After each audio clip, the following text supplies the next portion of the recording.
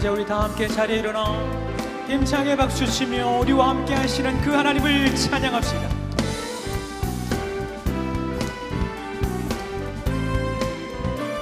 내가 매일 기쁘게 순례의 길 행함은 주의 팔이 나를 안보하니요. 내가 주의 큰 복을 받는 참된 비결은 주의 영이 함께하니 성령이 계시네. 할렐루야 함께하시네. 좁은 길을 걸으며 밤낮 기뻐하는 것 주의 영이 함께함이라. 전에 죄에 빠져서 평안함이 없을 때 예수 십자가의 공로 힘입어 그 왕 아래 엎드려 참된 평화 얻으니 주의 영이 함께함이라. 성령이 계시네. 할렐루야 함께하시네. 아멘. 좁은 길을 걸으며 밤낮 기뻐하는 것 주의 영이 함께하니 나와 동행하십니다. 나와 동행하시고 모든 염려하시니 나는 숲의 새와 같이 기쁘다. 내가 기쁜 마음으로 주의 뜻을 행함은 주의 영이 함께함이라. 할렐루야. 성령이 계시네. 할렐루야 함께하시네. 좁은 길을 걸으며 밤낮 기뻐하는 것 주의 영이 함께함이라. 성령이 계시네. 할렐루야 함께하시네. 아멘. 좁은 길을 걸으며 밤낮 기뻐하는 것 우리 한 번 더 찬양합시다. 성령이 계시네. 할렐루야 함께하시네. 좁은 길을 걸으며 밤낮 기뻐하는 것 주의 영이 함께함이라. 우리 더욱 힘차게 박수치며 우리 가운데 영광으로 임재하실 그 하나님 찬양합니다.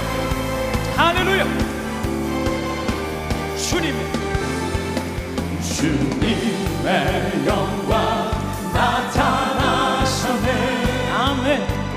권능으로 임하셨네. 죽음에서 날 살리신 주 성령 놀라우신 주 하나님. 할렐루야. 할렐루야 주의 나라가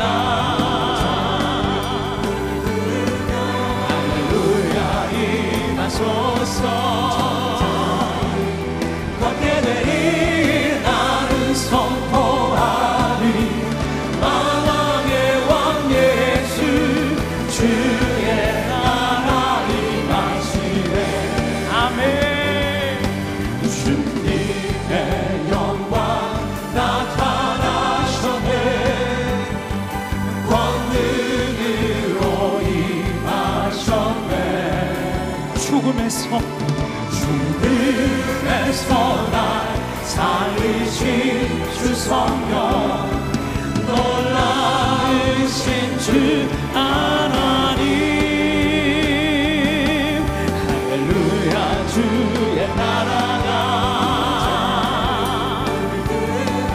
할렐루야 임하소서.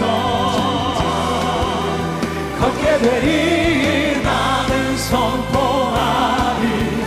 만왕의 왕 예수 주의 나라 임하시네.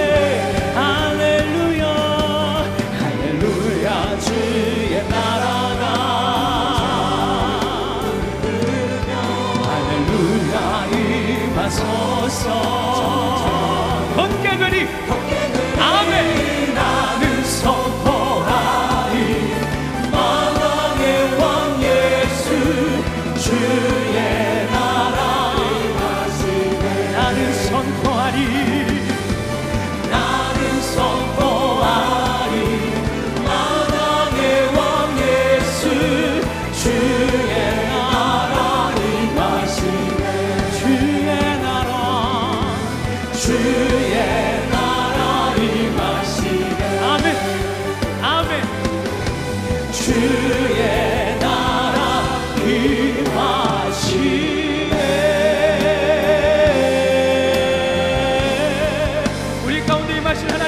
찬양합니다.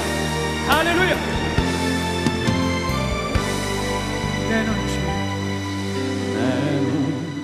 주의 영광을 보내 우리 가운데 계신 주님 그 빛난 영광 온 하늘 덮고 그 찬송 온 땅 가득해 내는 주의 영광을 보내 찬송 가운데 서신 주님 주님의 얼굴을 온 세상 향하네 권능의 판을 드셨네 주의 영광 이곳에 가득해 우리 섬에 주님과 함께 찬양하며 우리는 전진하리 아멘 모든 열방 주 볼 때까지 내는 주의 영광을 보내 우리 가운데 계신 주님 그 빛난 영광 온 하늘 덮고 그 찬송 온 땅 가득해 아멘 아멘 내는 주의 영광을 보내 찬송 가운데 서신 주님 주님의 얼굴을 온 세상 향하네 권능의 팔을 드셨네 주의 영광 이곳에 가득해 우린 선의 주님과 함께 찬양하며 우리는 전진하리 모든 열방 주 볼 때 주의 영광 이곳에 가득해 우린 선의 주님과 함께 찬양하며 우리는 전진하리 모든 열방 주 볼 때 하늘 아버지 우리 새롭게 하사 열방 중에서 주를 섬기게 하소서 모든 나라 일어나 찬송 드리며 영광의 주님을 보게 하소서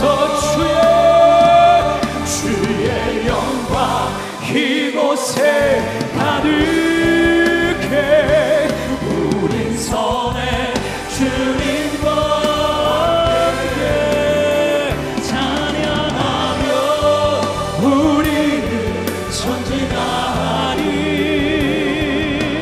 모든 열방 주 볼 때 주의 영광 이곳에 가득해 우린 선의 주님과 함께 찬양하며 우리는 전진하리 모든 열방 주 한 번 더 고백합시다 주의 영광 이곳에 가득해 우린 선의 주님과 함께 찬양하며 우리는 전진하리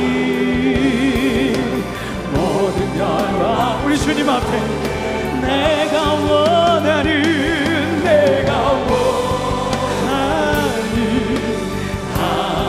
하나같이 주님의 기쁨이 되는 것,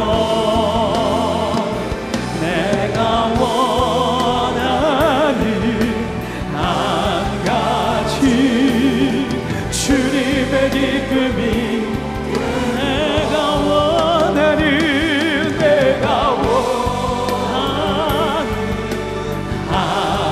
한같이 주님의 기쁨이 되는 것, 내가 원하는 한같이 주님의 기쁨이. 우리 주님께 고백합시다. 나 주님의 기쁨 되기 원하네. 내 마음을 새롭게 하소서. 아멘. 새 무대가 되게 하여 주사, 주님의 빛 비추게 하소서. 우리의 목소리 높여 겸손히 내 마음 드립니다. 나의 모든 것 아리소서. 나의 맘에 깊게 씻어주사, 주의 길로 행하게 하소서. 내가 원하는 한같이 주님의 기쁨이 되는 것, 내가 원하는 한같이. 우리 주님께 두 손을 높이 들고 내가 원하는, 할렐루야, 아멘. 주님의 기쁨이 되는 것, 내가 원하는 한같이 주님의 기쁨이, 내가 원하는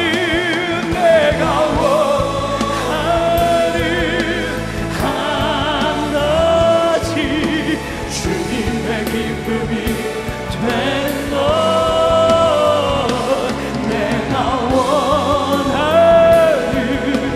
한같이 주님의 기쁨이 되는 것, 주님의 기쁨이 되는 것, 주님의 기쁨이 되는 것. 우리의 삶으로 주님께 영광 되길 원합니다. 주님의 기쁨 되길 원합니다. 할렐루야, 아멘.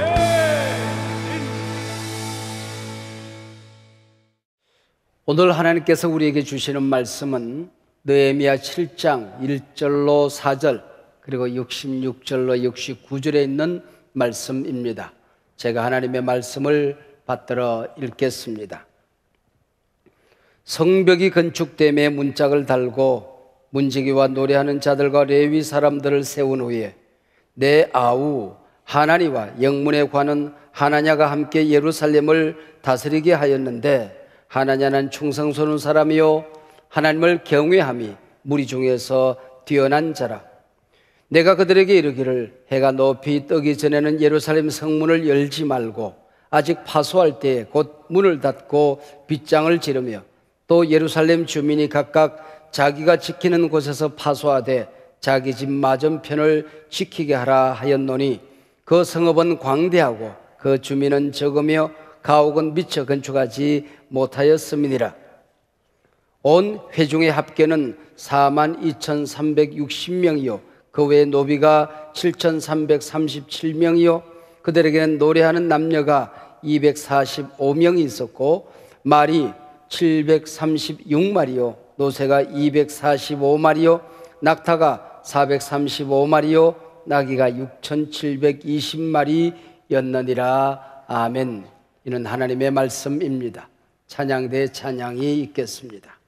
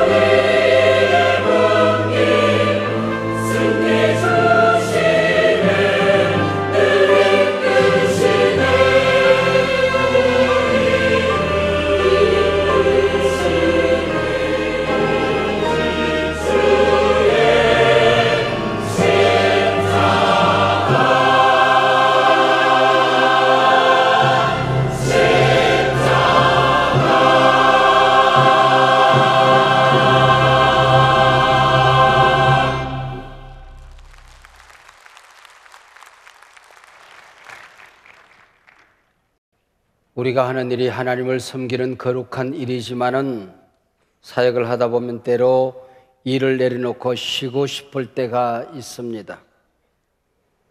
제가 교회를 섬긴 40여 년 동안 사역지가 없었던 한두 주간 어간이 있습니다. 교회를 개척하겠다고 지난번 섬기던 교회를 떠나고 한소만 교회를 시작하기 전 몇 주 동안 살던 마을, 살던 집을 떠나지 못하고 살았습니다. 그 기간 동안 걱정도 되고 힘든 일도 많았던지 머리에 스트레스성 뽀드락지라고 그러나요? 종기 같은 게 많이 돋았습니다. 누가 소주로 머리를 감으면은 금방 낫는다고 그러길래 아침 저녁으로 소주로 머리를 감았습니다. 저녁 시간 머리를 감으려고 소주를 찬데 소주가 떨어졌어요. 마침 아내가 시장 간다고 밖을 나갔습니다. 베란다로 달려나갔더니 이미 아내는 모퉁이를 돌아갑니다. 제가 큰 소리를 불렀습니다. 여보. 그랬더니 돌아서서 왜 그래요? 올 때 소주 한 병 사와. 근데 그 주변에 우리 집사님들이 많이 살고 있었습니다. 앞집에 사는 집사님 4배가 그 얘기를 들은 거예요. 12년 세월이 지나갔습니다. 그분들이 일산으로 이사를 오셨고 우리 교회에 등록을 해서 신앙생활을 합니다. 우연한 대화 속에서 그분들이 누구에게 입도 뻥긋하지 않았지만 우리 목사님 그때 얼마나 힘드셨으면 매일 저녁 소주를 저렇게 퍼마셨을까, 그렇게 생각을 했다는 겁니다.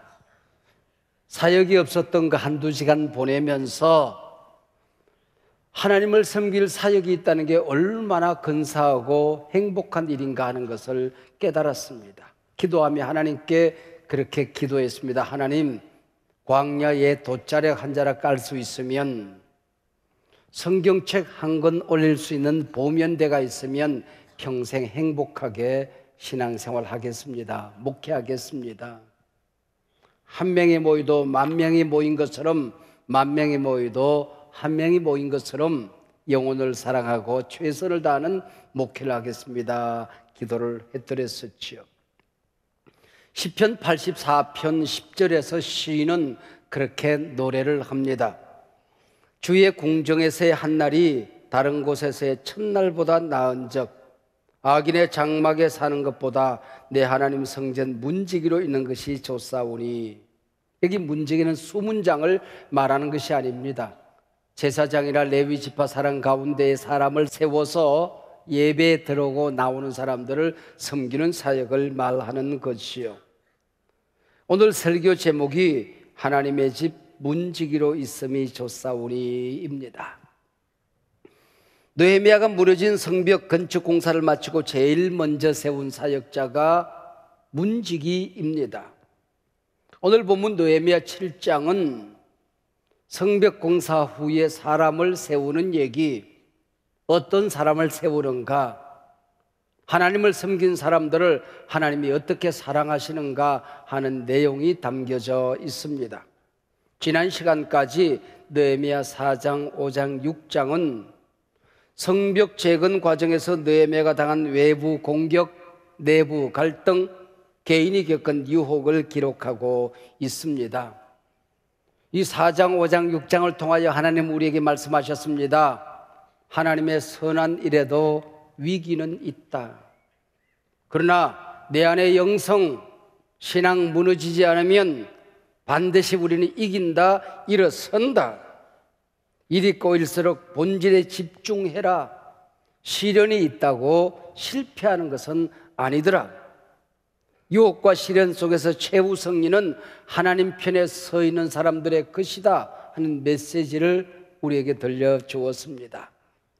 We shall overcome, we shall overcome 하는 노래가 있죠. 우리는 승리하리라, 반드시. 마틴 루터 킹의 주제가입니다. 느헤미야는 이방 땅에 포로로 끌려가 군계 이락 페르시아 관료가 되어서 편히 살고 있었습니다. 어느 날 동생 편의 소식을 전해 듣게 됩니다. 예루살렘 성벽이 폐허가 되어졌다. 모든 성문이 불탔다. 가슴을 부둥켜 안고 울며 기도한 지 9개월이라는 세월이 흘러갔습니다.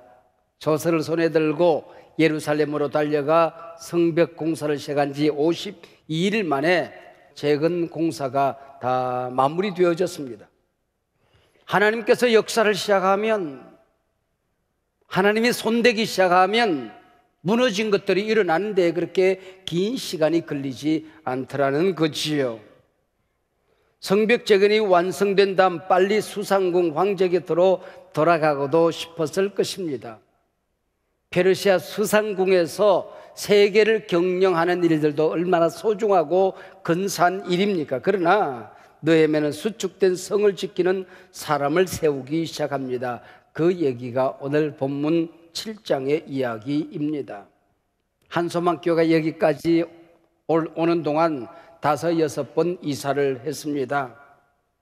그리고 지금 우리가 섬기는 이 예배당 외에 지난번에도 작지 않은 우리 성전 건축 공사를 한 적이 있습니다. 그러면서 제 나름대로 건축 철학이, 건축 신학이 생겼습니다. 건축은 공동체 행복을 담는 그릇입니다. 그래서 예배당 건축은 신학이요 철학입니다. 건축은 튼튼하고 안전해야 됩니다. 건축은 편리하고 쓰임새가 있어야 됩니다. 건축은 미학입니다. 아름다워야 됩니다. 그리고 그 안에 살면서 기쁨과 행복을 느낄 수 있어야 합니다. 무엇보다 좋은 사람이 그 안에 들어가 살아야 됩니다. 문제는 사람이지요. 그러면 건축의 크기는 얼마만큼 크게 지으면 될까요? 비전과 현실의 만남입니다. 꿈은 큰데 현실성이 없으면 부도납니다. 현실은 잘 준비되는데 비전이 없으면 건축이 아름답게 될 수가 없는 겁니다. 느헤미야는 당시 인구에 비해서 성벽을 크게 지었습니다. 왜요? 하나님께서 에스라에게 약속을 했습니다. 언젠가는 이 예루살렘 성 안에 수많은 백성들이 몰려와서 큰 번성을 이루게 될 것이라고 약속했습니다. 크게 지어라는 겁니다. 이걸 믿었던 거죠. 순종했던 겁니다. 제가 성령론을 강의할 때에 자주 하는 얘기 하나가 있습니다. 어떤 낚시꾼이 낚시를 하는데 한 30cm쯤 고기가 잡히면은 그래도 바구니에 담아요. 그보다 크면 살려줍니다. 아니 당신이 어떻게 고기를 잡는데 작은 고기는 담고 큰 고기는 살려줘 그랬더니 하는 말이 몰라서 하는 소리야. 우리 집에 후라이팬이 30cm밖에 안 됩니다 그러더랍니다. 여러분, 하나님의 은혜는, 성령의 능력은, 하나님의 사랑은 우리의 믿음보다도 상상보다도 너무나도 큰 거지요. 느헤미야가 성벽을 건축하던 52일 이어가는 중동 지방의 건기 기간입니다. 가만히 서 있어도 비지땀이 줄줄 흐르는 팔입니다. 비전이란 목숨을 걸 만한 가치를 말하는 것입니다. 느헤미야에게 비전이 임했을 때에 목숨을 걸고 성벽을 수축합니다. 그때 하나님이 도우세요. 그때 기적이 일어나는 것입니다. 목회자가 되어도 침체된 교회 하나를 살리는 데에, 상처 입은 교회 하나를 치유하는 데에, 그 교회가 크든 작든 새로운 교회 하나를 세우는 데에 목숨 걸지 않고 세워지는 일은 없는 겁니다. 세상에서 사업터 구멍가게 하나를 하더라도 그것 일으키는 데에 우리의 생명을 걸어야 할 때가 있지 않습니까? 온갖 시련과 방해 그리고 어려움을 이겨내고 성벽 재건을 마쳤습니다. 그러나 느헤미야는 무너진 성벽을 수축하는 것보다 더 중요한 일이 있다는 것을 알았습니다. 사람을 세우는 일입니다. 완공된 건축을 지키는 일입니다. 언제나 하나님이 일하시는 방법은 사람이지요. 하나님의 집은 철근과 벽돌로 세우는 집이 아닙니다. 믿음으로, 기도로, 사람의 헌신으로 짓는 집이지요. 그래서 성벽을 세우는 일보다 더 소중한 것은, 어려운 일은 사람을 세우는 일입니다. 서양 속담에 그런 말이 있어요. 하나님이 세상을 창조하는 데는 일주일이면 끝났다. 그것도 하루는 쉬었다. 근데 사람을 세우는 데는 평생이 걸린다. 한 사람을 세우는 일은 그래서 천지창조보다 더 어렵다라는 말이 있습니다. 여러분 다이어트 해보셨어요? 대부분 성공합니다. 그러나 90%의 사람들은 1년 내에 제자리로 돌아간답니다. 여찬 사람들은 3개월이면 돌아간대요. 영적 회복, 영적 치유, 관계 회복도 유지와 발전이 어려운 겁니다. 그래서 느헤미야는 성벽 재건 후 제일 먼저 한 일이 성을 지키는 문지기를 세우는 일입니다. 그래서 문이 열려지는 1절, 성벽을 건축하고 문짝을 달고 나서 문지기를 찾아 임명합니다. 느헤미야 1장부터 6장까지 모든 관심이 성벽입니다. 그러나 7장부터 사람에게로 초점이 옮겨지고 있습니다. 미국사를 연구한 사람들 중에 오늘의 미국을 있게 한 두 가지 힘을 말합니다. 첫 번째, 저들은 자기 집을 짓기 전에 예배당을 지어서 하나님께 예배하는 사람들이었다는 겁니다. 두 번째는 미국 명문가에서 가장 똑똑한 첫째 아들을 신학교에 보내 영적 지도자로 세웠다는 겁니다. 똑똑한 아들 법대 보내고 의대 보내고 좀 모자라 보이면 신학교 나가거라, 그런 나라가 아니었다는 거지요. 그래서 세계를 이끄는 하버드 대학교, 예일 대학교, 스탠포드 대학교 같은 모든 대학이 신학교에서 시작된 학교 아닙니까? 느헤미야서를 잘 살펴보면 1장부터 6장까지는 무너진 성벽 재건의 얘기입니다.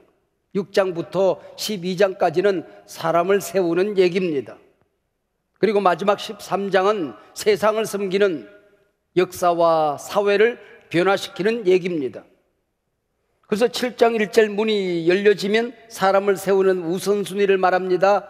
문지기를 세웠다. 그리고 45절에 가서는 그 문지기가 138명이라는 것도 우리에게 알려줍니다. 이 문지기는 어떻게 문을 지키는가 아주 디테일하게 설명이 되어져 있습니다. 문지기를 세운 다음에 성전에서 노래하는 자들과 예배를 섬기는 레위인을 먼저 세웁니다. 무너진 성벽을 수축할 때도 물부터 마셔야지, 수문, 쓰레기 치워야지, 분문, 말은 다녀야 될 것 아니냐, 마문, 그런 걸 먼저 세운 것이 아니라 양문을 세웁니다. 예배하는 문을 먼저 세웁니다. 절비하게 쓰러져 있고 넘어져 있는데 예배부터 세운다는 겁니다. 성벽 재건 후에도 예배 사역자를 먼저 세웠다는 거지요. 특별히 오늘 본문에 의하면 예배에서 찬양 사역을 너무나도 소중하게 여기는 것 같습니다. 여러분이 예배를 하다가 찬양 시간에 가슴이 열리면 하늘 문이 열리고 있구나, 눈물이 터지고 가슴이 뜨거워지면 성령의 임재가 내게 나타나고 있구나, 그리고 찬양의 감격이 더해지면 성령이 지금 임하여 내 기도가 하나님 앞에 상달되고 있구나, 그렇게 믿어도 조금도 틀림이 없는 겁니다. 오늘 본문 느헤미야 7장에는 포로에서 돌아와 성전을 재건한 사람들의 명단을 기록합니다. 그 명단이 무려 42,360명에 달합니다. 동일한 명단이 이미 앞에 있는 에스라 2장에 기록되어져 있습니다. 42,360명이나 되는 명단을 지루하게 왜 앞서서 기록했는데 또 반복적으로 기록하고 있는 것일까요? 그게 의미가 있다는 겁니다. 하나님의 뜻이 있다는 거죠. 느헤미야가 에스라에 나오는 이 명단을 똑같이 반복하며 기록하며 그는 말합니다. 내 하나님께서 내 마음에 감동을 주셨다, 기록하라 말씀하셨다, 그 얘기지요. 우선 에스라 2장에서 기록은 포로의 땅에서 돌아온 백성들의 이름 하나하나 그들에게 명예를 주는 겁니다. 200만 디아스포라 가운데에 단 2%, 4만 명이 돌아옵니다. 집 짓고 살던 집을 버려야 됩니다. 직장 버려야 됩니다. 사랑관계 다 버리는 겁니다. 공부하던 아이들 끌고 멀어진 고국 땅으로 돌아오는 겁니다. 싸가지 온 살림살이 성벽 재건하는 데에, 성전 수축하는 데에 흔쾌히 봉헌합니다. 에스라와 느헤미야는 하나님의 명령을 따라서 그들의 이름을 기록합니다. 역사가 흐른 다음에 이 나라가 무너져 있을 때에 이 나라를 세운 사람들의 이름이 너희 조상은 누구누구였다, 그 얘기지요. 무너진 예배를 세운 사람들, 영성을 세운 사람들의 이름을 기억하는 것입니다. 그리고 하나님 말씀합니다. 나도 하나님 나라에서 그들의 이름을 기억할 것이다, 그 얘기입니다. 그러면 도대체 또 느헤미야 7장에서 왜 반복적으로 그 이름 42,360명의 이름을 기록하는 것일까요? 그들은 단순히 명예를 가지고 산 사람들만은 아니었다는 것입니다. 예루살렘을 번성하는 데에 헌신했던 사람들, 무너진 예배를 세웠던 사람들, 폐허가진 그 땅을 영적으로 일으킨 사람들, 당당하게 책임과 비전과 사명을 감당했던 사람들이다, 그 얘기죠. 그들의 이름을 기록해서 이름에 걸맞게, 명예에 걸맞게 그들은 살았다, 그 얘기죠. 하나님이 그 이름 기억하겠다, 바로 그 얘기입니다. 이 엄청난 일을 감당하는 지도자가 필요했습니다. 앞장서 헌신할 사람이 필요했던 거지요. 그래서 2절에 보면 예루살렘 시장으로 하나니를, 성을 지킬 사령관으로 하나냐를 세우게 되는 것입니다. 특별히 하나니는 느헤미야의 친동생이었던 것 같습니다. 그가 무너진 성벽을 보고 쓰레기 더미에 앉아서 펑펑 울지요. 그리고 울기만 하는 것이 아니라 16,000km 아닥사스다 왕 수산궁으로 달려갑니다. 느헤미야에게 성이 무너지고 성벽이 불탄 이 사실을 전합니다. 영적으로 민감했던 사람입니다. 그 소식을 듣고 느헤미야가 우는 겁니다. 함께 몇 날 며칠 설득력이 있는 사람이었죠. 영적으로 예민하고 민감한 그를 이 위기의 시대에 지도자로 세웠던 것입니다. 이 위기의 시대에 하나님이 쓰는 사람, 위기의 역사 한복판에서 언제나 하나님이 들어서 쓰는 사람은 영적으로 민감한 사람입니다. 예민한 사람이라고 하는 거죠. 여러분, 닭이 왜 새벽에 우는지 알아요? 빛을 감지하는 능력을 송가체라고 합니다. 근데 모든 동물 가운데에 송가체가 가장 발달된 동물이 닭입니다. 그 조그마한 닭대가리에 송가체가 가장 발달되어 있다는 겁니다. 근데 빛이 없으면 낮에도 자요, 얘들은. 근데 저 동쪽에서 빛이 밝아오면 다른 동물들이 느낄 수 없는 그 시간에 빛을 감지하는 겁니다. 그리고 깨우는 겁니다. 꼭 깨우는 거예요. 느헤미야는 성벽 재건하고 이 위기의 땅을 누구로 하여금 섬기게 할 것인가?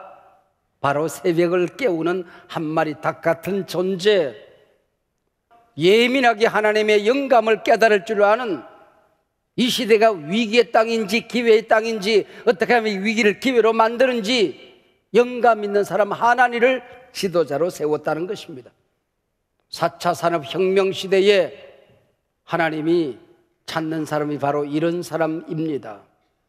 이 나라를 섬기는 지도자들이 영적으로 예민하여 지금이 우리나라가 어떤 위기 상황인지, 이걸 어떻게 바꿀 수 있는지, 남북 대화가 이게 기회가 될는지 위기가 될는지, 어떻게 하면 기회로 만들 수 있는지 예민한 지도자가 되게 해달라고 기도해야 할 줄로 믿습니다. 한국교회가 위기 시대를 지내고 있습니다. 이럴 때에 영적으로 예민한 지도자를 이 땅에 보내주시옵소서. 부족한 저를 위해서도 영적으로 민감한 예민한 사역자가 되게 해달라고 기도하시기를 부탁드립니다. 어렵사리 세운 예루살렘 성벽 문지기, 그 일에 동참하는 42,360명 동역자들 무수히 몰려와서 예루살렘 부흥을 이끌어갈 이 사람들을 섬길 사령관으로 하나냐를 세웁니다. 하나냐는 충성스러운 사람이요 하나님을 경외함이 무리 중에서 뛰어난 자라고 말합니다. 여러분, 이 조그마한 교회 하나를 세우는데도 부족한 종의 심장보다도 더 소중한 사랑이 여기에 담긴 겁니다. 우리 성도님들의 애정과 눈물, 땀과 피가 여기에 고여 오늘의 교회가 된 것 아니겠습니까? 느헤미야는 어떻습니까? 무너진 성벽이 저절로 수축이 되어진 겁니까? 얼마나 많은 위기가 있었습니까? 얼마나 많은 시련이 있었습니까? 얼마나 많은 모함이 있었습니까? 얼마나 많은 헌신이 있었습니까? 피 흘림과 눈물과 땀이 오죽했습니까? 이 성을 수축하고 어떻게 하면 이 도성을 하나님의 도성으로, 하나님의 은혜를 담는 그릇으로 만들어갈 것인가? 노심초사하며 지도자를 세웁니다. 하나님이 믿을 수 있는 사람, 사람들이 존경하고 따를 수 있는 사람, 역사를 이끌어가는 충성스러운 하나냐를 지도자로 세웠다는 것입니다. 성벽 수축했으니 내 할 일 다 했다. 그리고 도망가지 않았습니다. 성을 지킬 사람, 도시를 부흥시킬 사람, 하나냐를 세웠다는 얘기지요. 오늘도 하나님이 찾는 사람은 이런 문지기의 사명이 있는 사람입니다.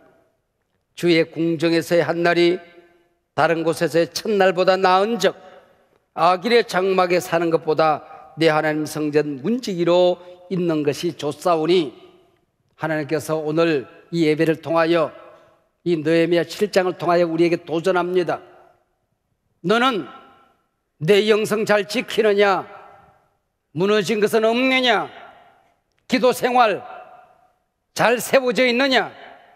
너의 예배는 부끄럽지 않게끔 잘 세워져 있느냐?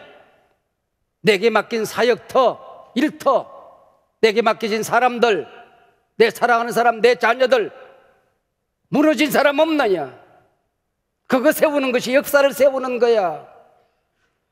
그거 일으키고 지키는 게 이 시대를 지키는 것이야. 하나님 말씀하고 있는 것입니다. 교회 전도의 문 잘 열어야 된다.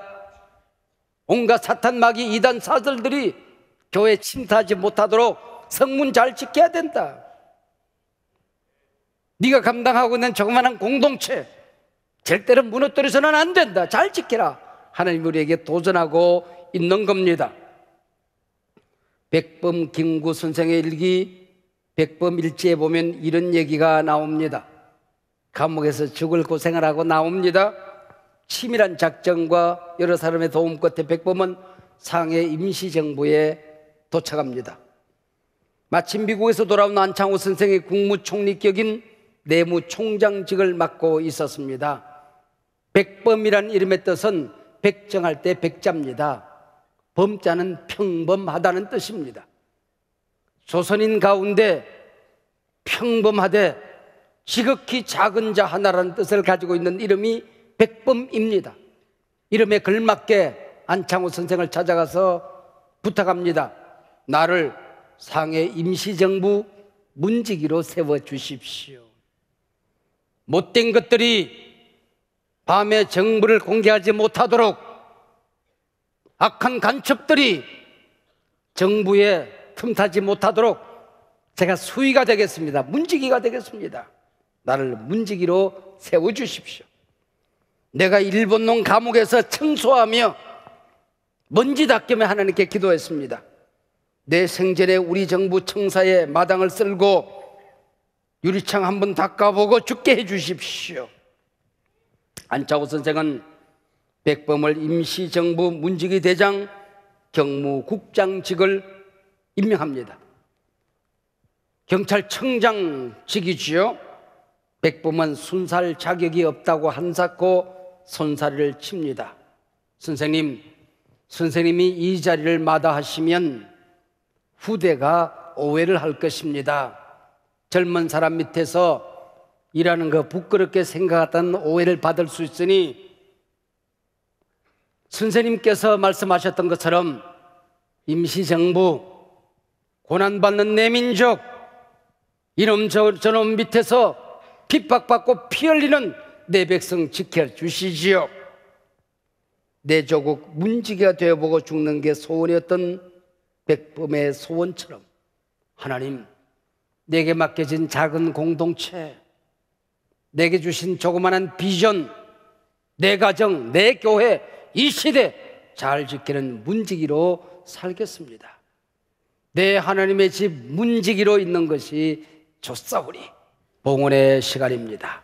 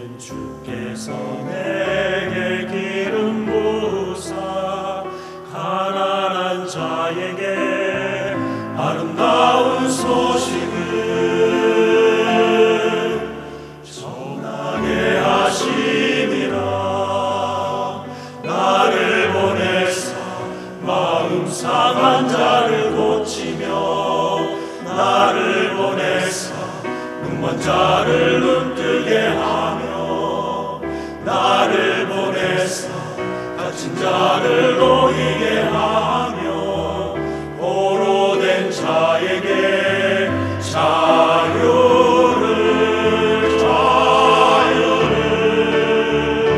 주님의 성령 내게 임하여 하늘의 영광 나타내게 하소서. 주님의 성령 내게 임하여 하늘의 영광 나타내게 하소서.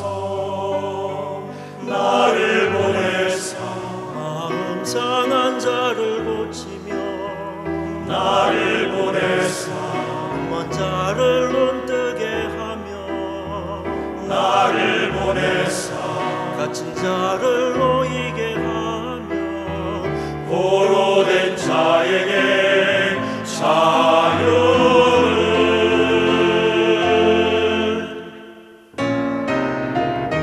주님의 성령 내게 임하여 하늘의 영광 나타내게 하소서.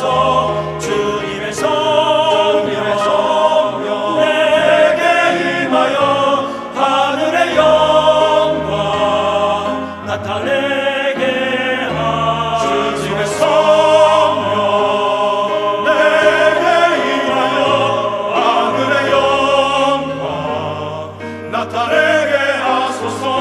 주님의 성령 내게 임하여 하늘의 영광 하늘의 영광 하늘의 영광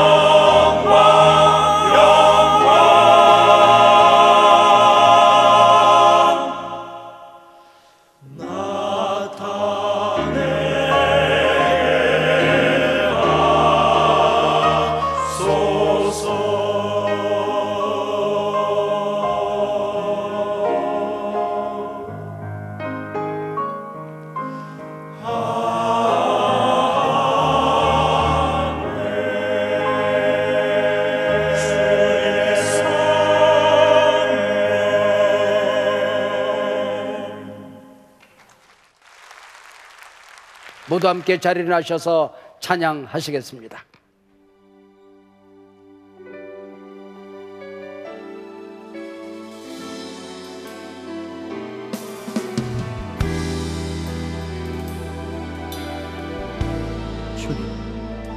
주님 내가 여기 있사오니 나를 보내소서. 나의 몸 주께 드리오니 주 받으옵소서. 주님 내가 여기 있사오니 나를 써 주소서. 가진 것 모두 다 주께 드리오니 주 받으옵소서. 아멘.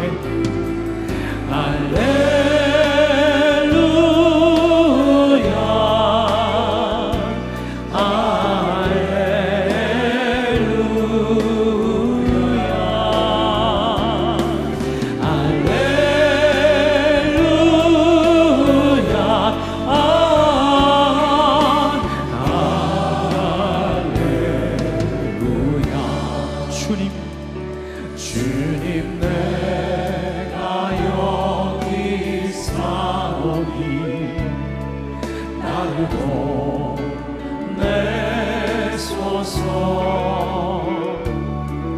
나의 몸 주께 드리오니 주 받으옵소서. 주님 내가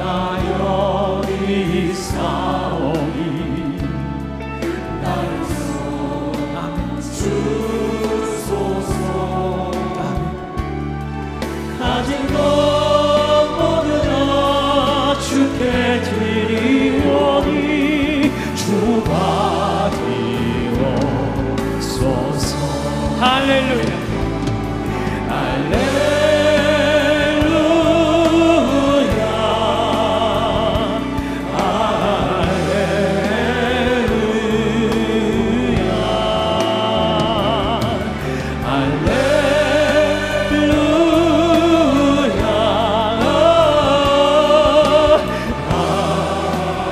주님께 두 손을 높이 들고 할렐루야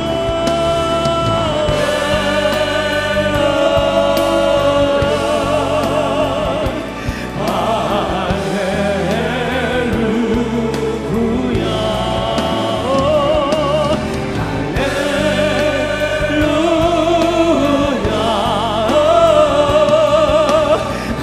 우리 한 번 더 주님을 찬양합니다.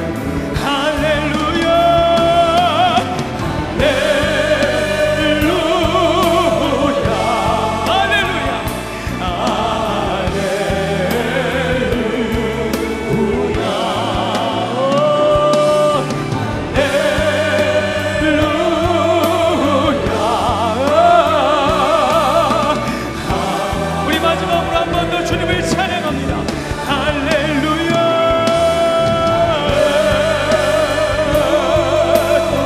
할렐루야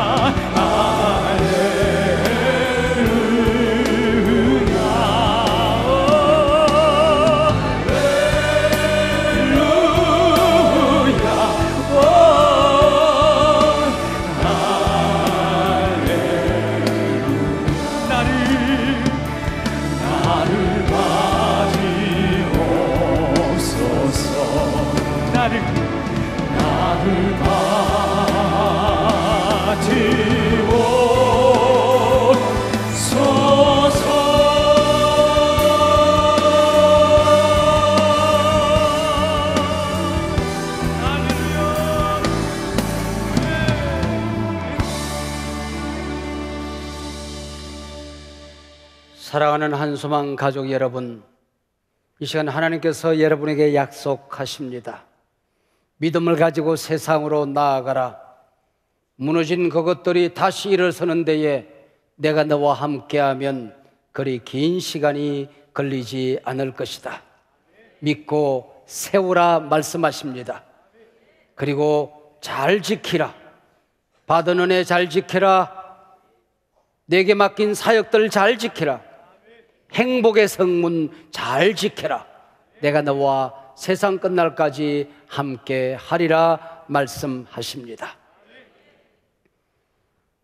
이제는 우리 주 예수 그리스도의 은혜와 우리 아버지 하나님의 사랑과 성령님의 동행하심과 교통하심이 이 나라 이 민족 한국 교회 위에 한소망의 소중한 가족들 가운데에 지금으로부터 영원토록 함께하옵기를 간절히 축원하옵나이다. 아멘.